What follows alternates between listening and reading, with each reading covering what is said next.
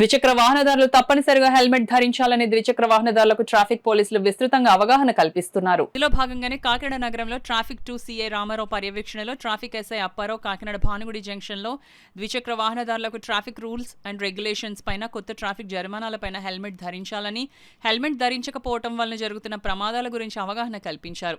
ఈ సందర్భంగా traffic SI Apparao మాట్లాడుతూ జిల్లా ఎస్పీ జి బిందుమాధవ్ ఆదేశాల మేరకు కాకినాడ ఎస్డిపిఓ ఏఎస్పీ దేవరాజ్ మనీష్ పాటిల్ పర్యవేక్షణలో ట్రాఫిక్ 2 సిఐ రామారావు సూచనల మేరకు ద్విచక్ర వాహనదారులకు అవగాహన కల్పించడం జరిగిందని వివరించారు. ఈ కార్యక్రమంలో ట్రాఫిక్ సిబ్బంది ప్రకాష్ తదితరులు పాల్గొన్నారు. ట్రాఫిక్ సిఐ గారు ఉత్తర్వుల ప్రకారం మేము హెల్మెట్ పై అవగాహన సదస్సు పెట్టడం జరుగుతుంది సార్ సెంటర్లో. అదేవిధంగా ఈరోజు మన భానుగుడి సెంటర్లో వాహనదారులను ఆఫ్ చేసి ఈ హెల్మెట్ పై అవగాహన సదస్సు కల్పించామండి. ఈ విషయమై సభాముఖంగా ఈ అవగాహన సదస్సులో ప్రతి ఒక్కరూ కూడా హెల్మెట్ వాడమని, హెల్మెట్ వల్ల ఉపయోగాలు, మన జీవితంలో ఈ హెల్మెట్ మన పెట్టడం వల్ల మంచి ఇది ఉంటుందనే ఉద్దేశంతో మన హెల్మెట్ ప్రోగ్రాం